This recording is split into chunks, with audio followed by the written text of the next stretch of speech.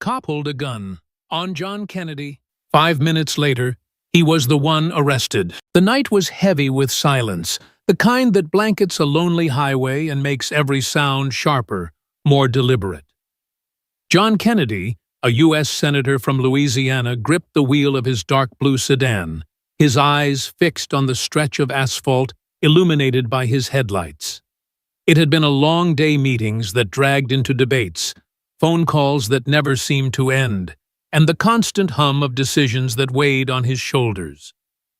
Now, well past midnight, he was finally heading home, the road cutting through a quiet corner of his state where the streetlights were sparse and the stars burned brighter than the city ever allowed. The hum of the engine was his only companion, a steady rhythm that matched the cadence of his thoughts. He wasn't speeding 65 miles per hour, right on the limit, his driving steady his hands at 10 and 2. Years in public life had taught him discipline, precision, the kind of caution that kept you out of trouble. So when the sharp flash of red and blue lights exploded in his rearview mirror, his first reaction wasn't fear or guilt, but confusion. His brow furrowed, his gaze flicking to the speedometer, then back to the road. No mistakes, no infractions. He hadn't swerved, hadn't run a light. There was no reason for this. Yet the police cruiser behind him didn't waver, its siren cutting through the night like a blade. Kennedy exhaled slowly, his jaw tightening as he signaled to the right, guiding his car onto the shoulder with the practiced ease of someone who knew the rules. He'd worked with law enforcement before, respected the job, understood the weight of a badge. This was routine, he told himself, just a quick check. A misunderstanding. But as the cruiser rolled to a stop behind him, its headlights bathing his car in a harsh white glare, a prickle of unease settled in his chest. Something about the way the officer was taking his time, too long, too deliberate, felt off. Kennedy adjusted his rearview mirror, trying to catch a glimpse of the man behind him. The cruiser's door finally creaked open, and out stepped Officer Daniel Carnes, a figure cut sharp against the glow of the headlights. He wasn't tall, but his posture screamed authority, the kind that wasn't earned but demanded. His left hand rested on his belt fingers, brushing the holster of his firearm, while his right swung a flashlight back and forth, the beam slicing through the darkness. His boots crunched against the gravel as he approached each step, measured, aggressive. Kennedy lowered his window, keeping both hands visible on the wheel, palms upturned in a gesture of compliance. "Evening, officer," he said, his voice calm, steady, the same tone he used in Senate chambers to diffuse tension. But Carnes didn't return the greeting. He leaned down, his flashlight sweeping across Kennedy's face, lingering too long, the beam blinding. "License and registration." He barked, his voice flat, chewing gum with a slow, deliberate rhythm that grated on Kennedy's nerves. No explanation, no courtesy, just a demand. Kennedy's eyes narrowed slightly. This wasn't how it was supposed to go. "May I ask why I'm being pulled over?" he said, keeping his tone even professional. Carnes stopped chewing for a moment, his head tilting as if the question itself was an insult. "License. Registration." The words were slower this time, each one clipped a warning wrapped in them. Kennedy held back a sigh. He'd seen men like this before, small men with big egos, the kind who leaned on their badge to feel taller. But he wasn't here to argue, not yet. "All right, officer," he said, his voice still measured. "I'm reaching for my wallet in the center console." He moved slowly, deliberately, his right hand sliding toward the console while his left stayed on the wheel. He pulled out his wallet, flipping it open to reveal his driver's license, and beside it, his Senate ID, the seal of the United States Senate, unmistakable, even in the dim light. He held it out, expecting the officer's demeanor to shift for recognition, to soften the edge in the air. But Carnes barely glanced at it. His eyes flicked to the ID, then back to Kennedy's face, his expression unchanging, cold. "Senator," he said the word, dripping with skepticism, as if it were a title Kennedy had printed off the internet. Kennedy nodded once, his patience thinning, but his composure intact. "Yes, sir. Now, can you tell me why I'm being stopped?" Silence stretched between them, thick and heavy, broken only by the faint hum of the cruiser's engine. Carnes chewed his gum again, his jaw working slowly, deliberately before he spoke. "Step out of the vehicle." The words hit like a punch, not because they were loud, but because they were wrong. Kennedy blinked, his mind racing to process the command. "Excuse me," he said, his voice still calm but sharper now, a thread of steel running through it. Carnes took a half-step back, his right hand now hovering near his firearm, his left still gripping the flashlight. "Step out of the car."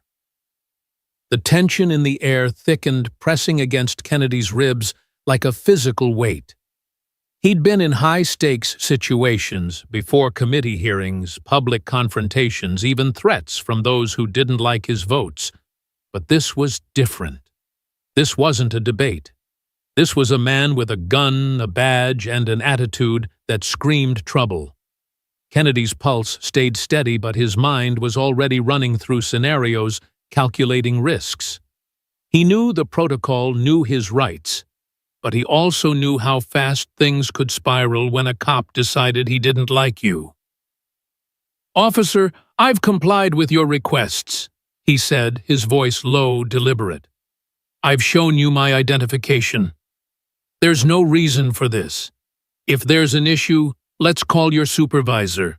Carnes' jaw flexed, irritation flashing across his face. "I don't need a supervisor."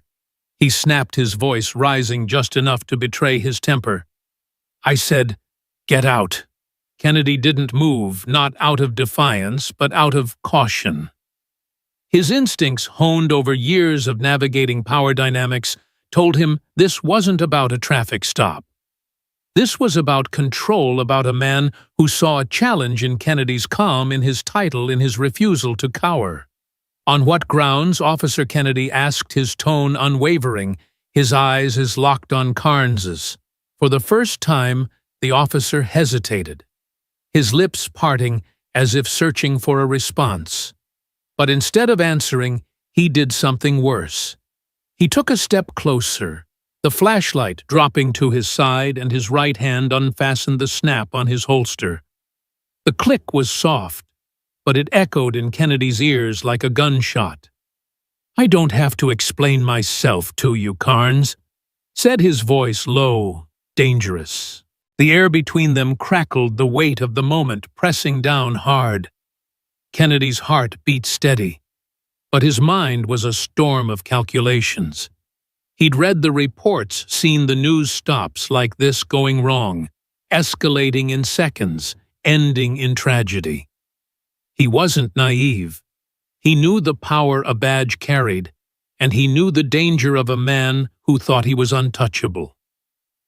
"You do, actually," Kennedy said, his voice calm but firm, cutting through the tension like a blade.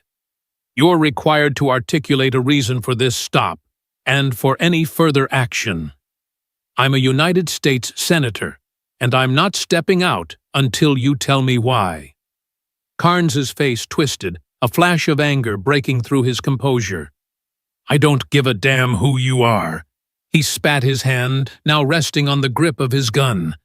The flashlight beam swung wildly as he leaned closer, his silhouette looming in the window. "You think that ID means something to me? Get out, or I'll make you." The threat hung in this air, raw and unfiltered, and for the first time Kennedy felt the weight of real danger. Not the abstract kind he faced in politics, but the kind that came with a loaded weapon and a man who didn't care about consequences. Kennedy's fingers tightened on the wheel, not out of fear, but out of focus. He knew he had to stay in control, to keep this from spiraling. "Officer, you're making a mistake," he said, his voice steady, his gaze unyielding. "You're escalating without cause. Let's de-escalate this. Call your supervisor, and we'll sort it out." Carnes let out a low, humorless chuckle, the sound chilling in its arrogance. The mistake, he said, was thinking, "You could pull rank on me." And then, before Kennedy could respond, Carnes reached for the door handle, his fingers curling around it with intent. The click of the handle sent a jolt through Kennedy's body, not fear, not yet, but a sharp awareness that this was no longer a routine stop. His left hand shot out, gripping the inside handle to keep the door shut. "Step back, officer," he said, his voice firm, commanding the kind of tone that had silenced rooms full of opponents. "You're out of line."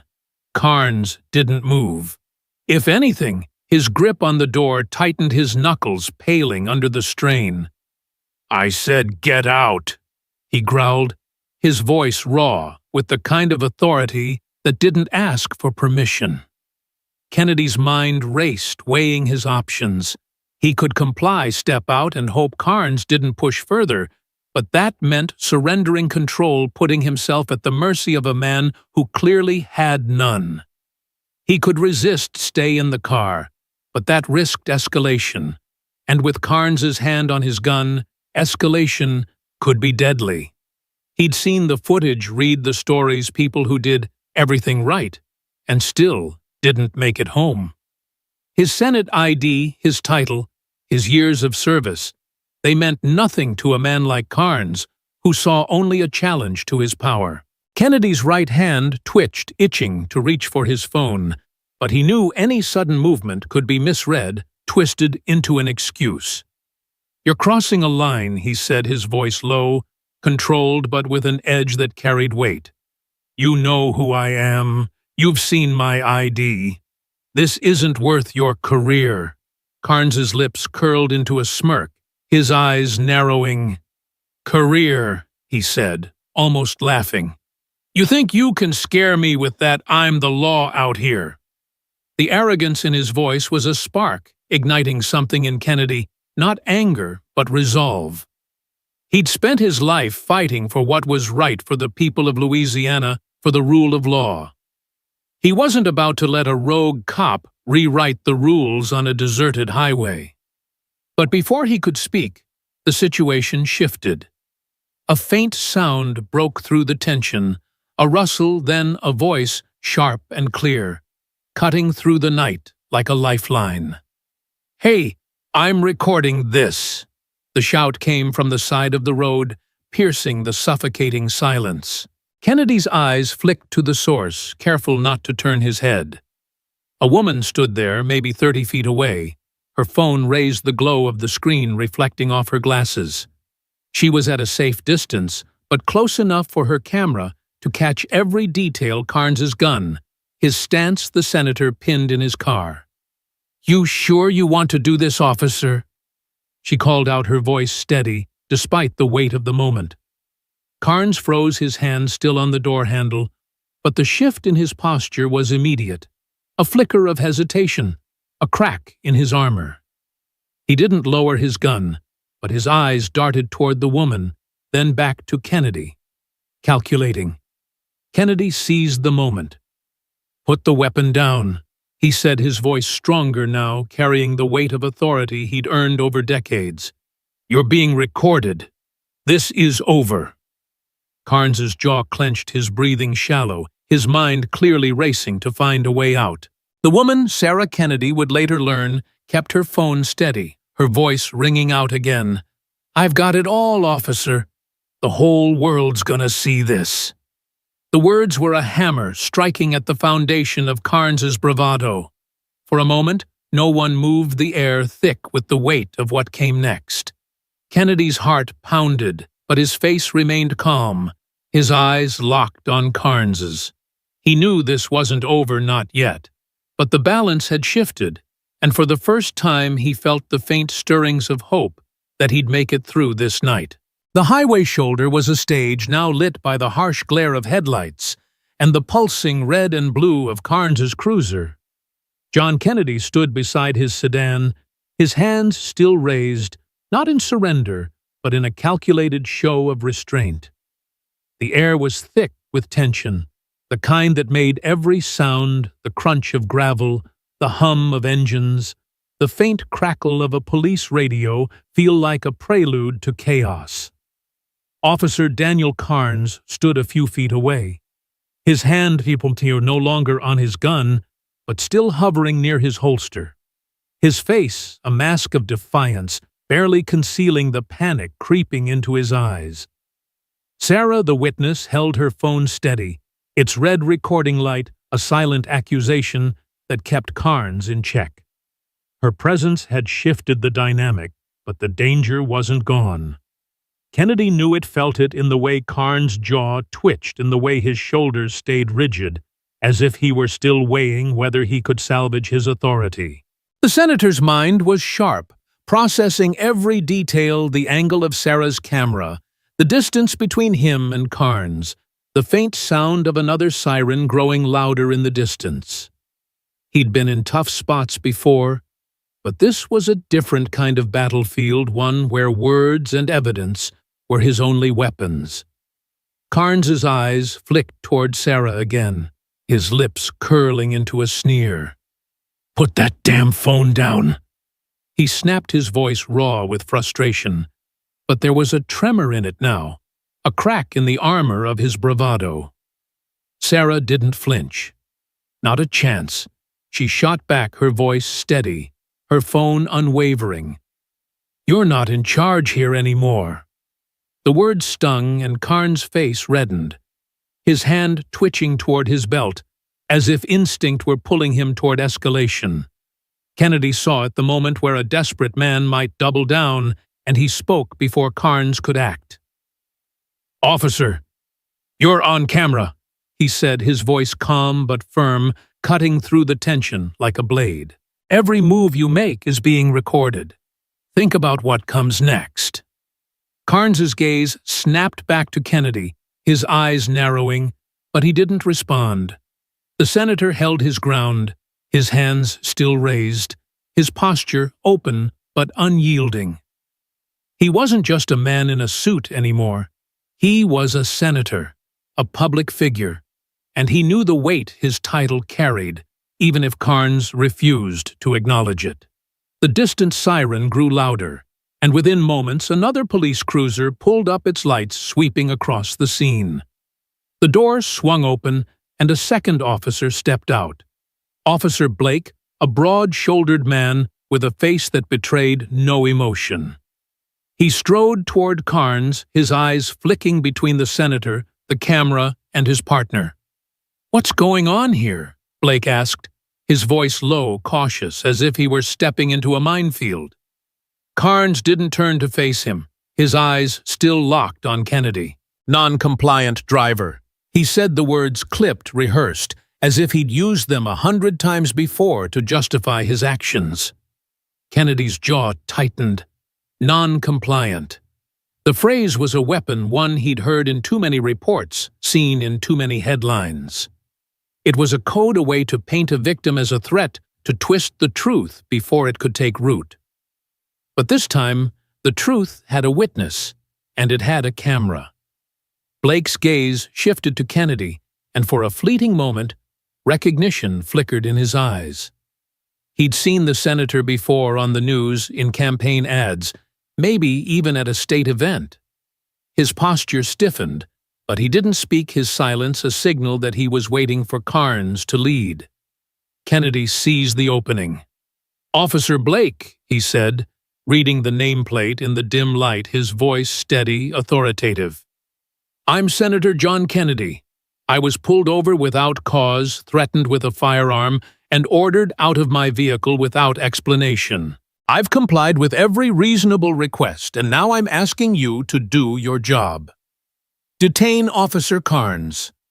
The words landed like a gavel, clear and unyielding, and for the first time, Carnes's composure cracked. "You can't be serious," he spat, taking a step toward Kennedy, his hand brushing his holster again. Blake's arm shot out, stopping his partner mid-step. Easy, Blake muttered, his voice low, but there was tension in it, a warning. Sarah's voice cut through again, sharp and unrelenting. It's all on video, officers. The gun, the threats, everything. You want to be on the news tomorrow? Blake's eyes darted toward her, then back to Carnes, his mind clearly racing. Kennedy watched the exchange, his heart steady but his senses on high alert. He knew the power of a camera, the way it could shift a narrative, expose a lie. He also knew the danger of two officers caught in a corner, their careers on the line. Blake's radio crackled, a dispatcher's voice breaking the silence. Unit 12 status. Blake hesitated, his thumb hovering over the radio. Carnes's breathing was shallow now, his eyes darting between Kennedy, Sarah, and the approaching lights of yet another cruiser. The balance was tipping, and Kennedy knew he had to keep the pressure on. Officer Blake, he said, his voice softer now, almost conversational, but with an edge that carried weight. You've got a choice. You can back your partner and go down with him, or you can do what's right. You know who I am. You know this won't end here. Blake's face was unreadable, but his hand dropped from the radio, a small but significant gesture. Carnes saw it, and his anger erupted. You're not seriously listening to him, he snarled, turning on Blake. He's just some politician trying to pull rank. Blake didn't respond. His eyes fixed on Kennedy, calculating. The third cruiser screeched to a stop, and two more officers stepped out, their hands hovering near their holsters as they took in the scene. One of them, a lieutenant with silver bars on his collar, strode forward, his gaze sweeping from Carnes's tense stance to Sarah's phone to Kennedy's raised hands. Somebody want to explain this? The lieutenant demanded, his voice sharp, authoritative. Kennedy didn't hesitate. Lieutenant, I'm Senator John Kennedy, he said, lowering his hands slowly, deliberately, reclaiming control of the moment. Officer Carnes pulled me over without cause, threatened me with his weapon, and refused to acknowledge my identification. This woman has it all on video. I want him detained now. The lieutenant's eyes widened, recognition dawning. He turned to Carnes, his expression hardening. Is that true?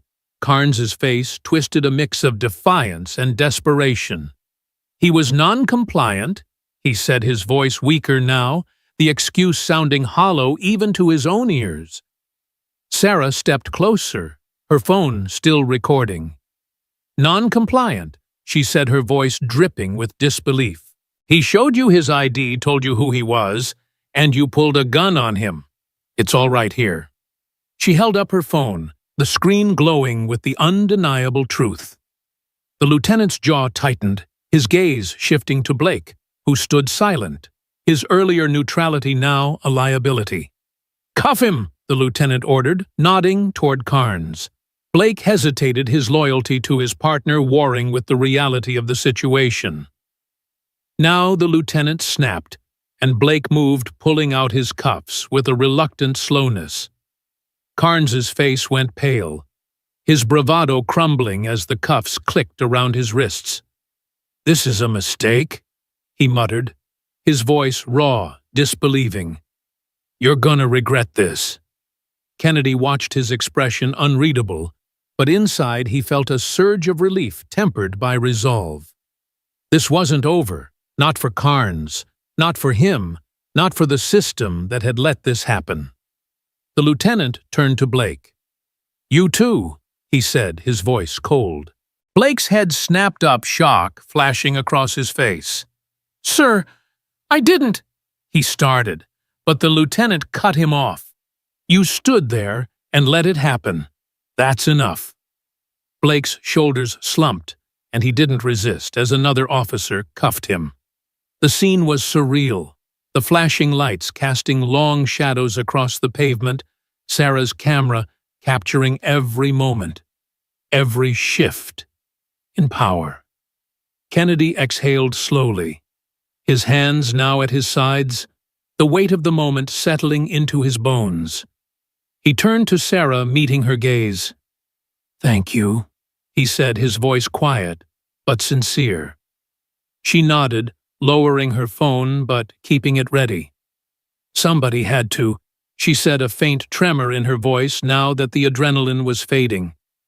The lieutenant approached Kennedy, his expression a mix of respect and unease. "Senator, are you all right?" he asked, his tone formal but genuine. Kennedy nodded, his eyes still on Carnes, who was being led to a cruiser. His head bowed. "I'm fine," he said, his voice steady. "But this isn't about me. This is about what happens when power goes unchecked. I want internal affairs on this, and I want that video preserved." The lieutenant nodded, already pulling out his radio to make the call. As Carnes and Blake were loaded into separate cruisers, Kennedy's mind shifted to what came next. This wasn't just a bad stop. It was a symptom of something bigger, something he'd seen in the stories of his constituents in the letters that crossed his desk. He'd always believed in the rule of law in the men and women who upheld it, but tonight had shown him how fragile that system could be when the wrong people held the reins. Sarah's video was a weapon, one that could expose the truth, but it was only the beginning. The cruisers pulled away, their sirens fading into the night, but Kennedy knew the real fight was just starting. He'd make sure Carnes faced consequences, not just for him, but for everyone else who'd faced a gun and a badge and didn't have a camera to save them. The morning after the highway incident, the world seemed to shift on its axis. The video Sarah had recorded, a grainy but undeniable record of Officer Daniel Carnes's aggression and the tense standoff with Senator John Kennedy, exploded across social media before the sun had fully risen. By noon, news outlets were replaying the footage on a loop, the image of Carnes's hand on his gun, his sneer as he dismissed Kennedy's Senate ID, burned into the public's consciousness. Hashtags multiplied, OPEEDs poured in, and the Louisiana State Police headquarters was swarmed with reporters demanding answers. Kennedy sat in his office, a modest space lined with books and framed letters from constituents, his phone buzzing incessantly on the desk. He ignored it, his eyes fixed on a muted television screen where a pundit dissected the incident, gesturing wildly at a freeze frame of Carnes's face. The senator's expression was unreadable, but his mind was racing not with anger or vindication, but with a quiet, resolute determination. The night before had been about survival. Today was about accountability, not just for Carnes and Officer Blake, but for a system that had allowed their actions to go unchecked for too long. He leaned back in his chair, his fingers steepled under his chin, and let the weight of the moment settle. This wasn't just his story anymore. It belonged to everyone who'd ever felt the sting of unchecked power. The fallout was swift. By mid-afternoon, the Louisiana State Police announced that Carnes had been stripped of his badge and charged with assault with a deadly weapon, a felony that carried the weight of years behind bars. Blake, his silent accomplice, was suspended indefinitely, his role as an enabler under scrutiny by Internal Affairs. The department issued a statement carefully worded to express regret without admitting systemic failure, but the public wasn't buying it. Protests formed outside the state capitol, signs demanding reform and transparency swaying in the humid air. Kennedy watched the coverage from his office, his jaw tight. He'd seen this before, outrage that flared bright and then faded, buried under bureaucracy or political maneuvering. He wasn't naive. He knew how easy it was for the powerful to wait out a scandal, to let the noise die down until the world moved on. But he also knew he had something they didn't: a platform, a voice, and a responsibility to use both. He picked up his phone, not to answer the barrage of calls, but to dial a number he'd saved the night before Sarah's. She answered on the second ring, her voice cautious but warm. "Senator," she said, the faintest hint of surprise in her tone. "I need your help," Kennedy said, his voice steady. "This isn't over. Meet me at the community center in Baton Rouge tomorrow night. We're going to talk to people, not just the press." The community center was a low brick building, its walls plastered with flyers for youth programs and voter drives, its parking lot filled with cars by the time Kennedy arrived the next evening. Inside, the air was thick with anticipation, the kind that comes when people know something bigger than themselves is at stake. The room was packed, mothers with children on their hips, retirees in folding chairs, young activists with notebooks and questions. Sarah stood near the front, her phone no longer a weapon, but a symbol, a reminder of what one person could do. Kennedy stepped to the podium, his suit slightly rumpled from a day of meetings, his eyes scanning the crowd. He didn't have a prepared speech, didn't need one. He'd spent his career talking to people, not at them, and tonight he wanted them to feel heard. "Good evening," he began, his voice carrying the same steady cadence that had calmed the highway standoff. "I'm here because of what happened 2 nights ago, but I'm also here because of what's happened too many times before that. What happened to me wasn't new, it was just caught on camera." A murmur rippled through the crowd, heads nodding, some faces tight, with the kind of pain that comes from lived experience. Kennedy paused, letting the room settle. "I'm a senator," he continued, "but that night I was just a man on a road facing a gun and a badge. If it wasn't for Sarah," he gestured toward her and the room erupted in applause, "I might not be standing here. But here's the truth. Most folks don't have a camera or a title or a way to make the world listen. And that's why we're here. To make sure they do." He spoke for 10 minutes, not about himself, but about the letters he'd received over the years. Stories of traffic stops gone wrong, of families torn apart by a system that too often protected its own. He didn't sugarcoat the challenges, didn't promise easy fixes, but he laid out a plan, a push for mandatory body cameras, independent oversight boards, and stricter penalties for officers who abused their power. The crowd listened, some taking notes, others whispering to neighbors, a shared sense of purpose growing with every word. When Sarah took the microphone, the room went quiet. She wasn't a politician, wasn't used to speaking to crowds, but her voice was steady, raw, with the weight of what she'd seen. "I was scared," that night she admitted, her hands gripping the podium. "I thought about driving past, minding my own business. But I couldn't. Because if we all look away, nothing changes." She told her story, not just the video, but why she'd stopped, why she'd raised her phone. She talked about her brother pulled over years ago, humiliated for no reason, his story buried, because no one was there to record it. "This isn't about one senator or one cop," she said, her eyes sweeping the room. "It's about all of us. We've got to hold the line, not just when it's on the news, but every day." The applause was deafening, a release of frustration and hope, and Kennedy felt something shift inside him, a recognition that this moment, this room, was the real battleground. The meeting stretched into the night, questions and stories pouring out. A mother spoke of her son, arrested on flimsy charges, his life derailed.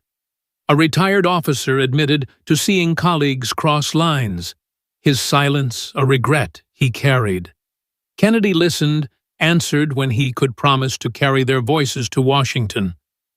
By the time the room emptied, he and Sarah stood alone, the weight of the evening settling around them. "You meant what you said?" Sarah said, not a question, but a statement. "About making this bigger than you."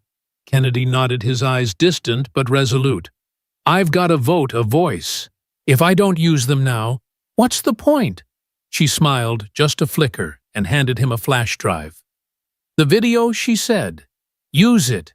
Show them what's at stake." Back in his office the next day, Kennedy met with aides drafting letters to the Justice Department and state officials demanding a federal review of police training and disciplinary processes.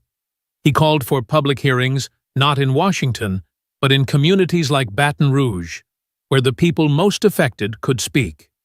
The video, now verified and released with Sarah's permission, became a catalyst not just for outrage, but for action.